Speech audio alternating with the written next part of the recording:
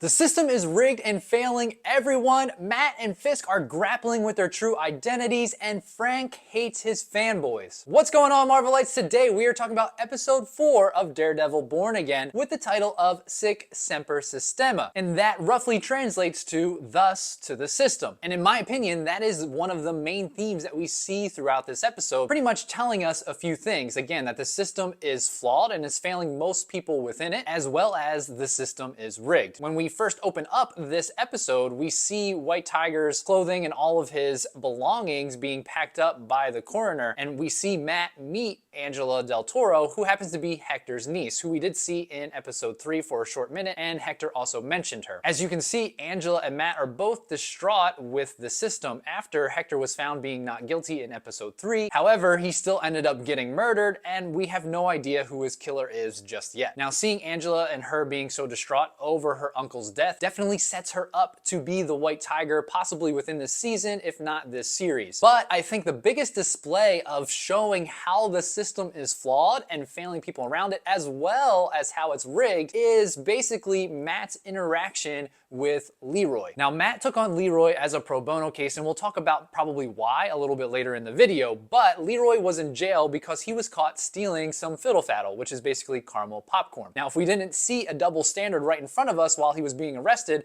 because the cops were then eating the fiddle faddle right in front of him, and Leroy even points out, why didn't they just arrest themselves? And this is basically pointing to the fact that, quote unquote, no one is above the law. However, it's clearly apparent that the police within New York City right now hold themselves above the law. And this basically shows that Leroy is in this vicious cycle, which we see so many people in the real world in. And again, this just points to the vicious cycle that the law is rigged against people of color. We learn in Leroy and Matt's conversation that Leroy wasn't able to hold down a job because of his rap sheet. And because he wasn't able to hold down a job, he was able to get on food stamps. But because he was in jail, he missed his appointment with SSI, therefore he lost his food stamps, which led him to stealing more food. And basically that gets him put back in jail and makes his rap sheet even worse. Again, you can see the vicious cycle that he is on. And just another point to show that the system is rigged and flawed is in the conversation that Matt had with Officer Powell. Powell basically uses his authority by literally using his badge and pushing it up against Matt's chest, pretty much showing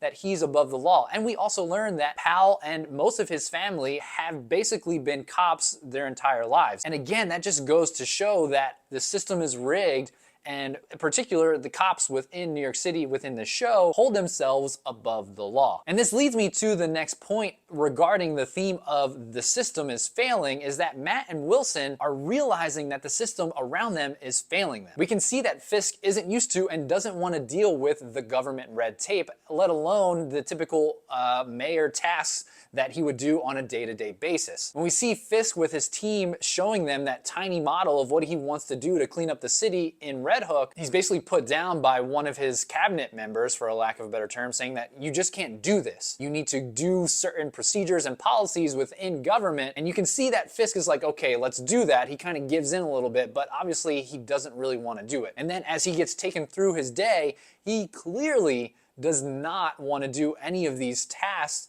that he's kind of made to do as mayor. We can see him pretty much grinning and bearing it when we hear that choir of kids singing "We Built This City." He even adamantly refuses a second song after they are all done, which is actually kind of funny. But I want to go back and point out that these kinds of things are pretty much the system working against the people, where basically the government as the system is showing that they care about the regular everyday people, where we're having Mayor Fisk go and listen to this choir of kids, where honestly he couldn't care less. And then they have him showing up for Latvian Heritage Day to go and just support Latvian heritage, and even as he's going up the stairs to that meeting, he pretty much says, what do I care about Latvian Heritage Day? And again, I think this just shows the typical quote-unquote system and how they pretend to care about the everyday person, where we see them set up these photo ops and these meetings of supporting Latvian Heritage Day or Pride Month, when probably in all reality the government could care less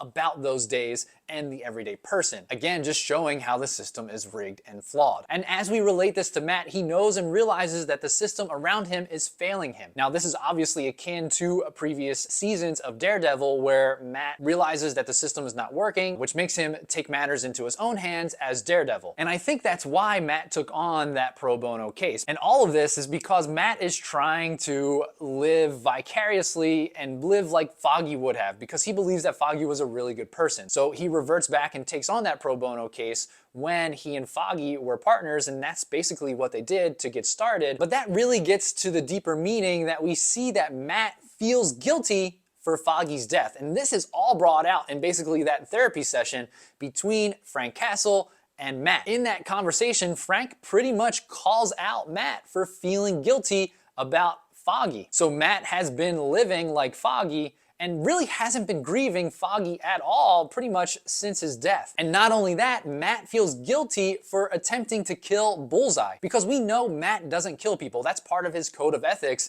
as a vigilante. He doesn't kill people. And that is the exact opposite of the Punisher. And we saw that kind of conversation between the two of them and their ethics in one of the episodes in season 2 of Daredevil. So Matt has been pretty much fighting his true identity of being Daredevil, and it's been eating at him for pretty much over a year now. And that leads me to the last theme, really, that we've been seeing this entire season, where Matt and Fisk are pretty much pretending to be people that they're not. And we're, again, starting to see their true identities get revealed even more and more as the season goes on. Matt has been avoiding being Daredevil for just about a year now after Foggy has been killed. However, at the end of this episode, we see him go up to the rooftop and pretty much open up his secret closet full of Daredevil paraphernalia and start to train a little bit. So again, he's starting to bring out his true identity of being Daredevil. And the same holds true for Fisk. He's been hiding his true identity this entire series as he's trying to change to be the mayor of New York City. But we see Fisk really lean into his true identity at the end of the episode, where he goes into his dungeon. He finally sits down to have a huge meal by himself, which we've seen in previous seasons of Daredevil. And he's eating more, I don't want to say elegant food, but higher class food, where while he's been mayor, he's been eating just garbage food. But not only that, we see that he has the man, Adam, who had an affair with Vanessa. And he's basically punishing him for what he had did with Vanessa. And this is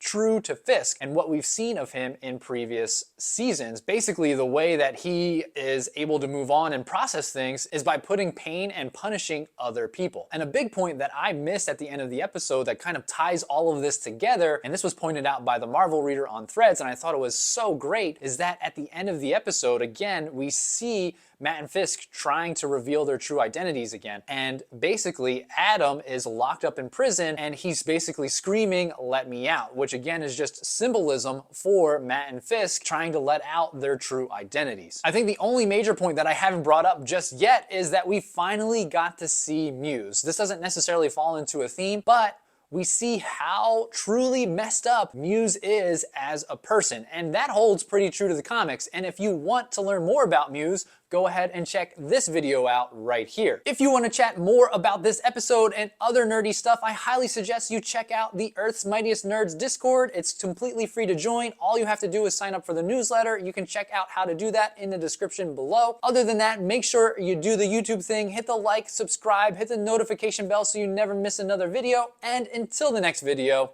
Excelsior.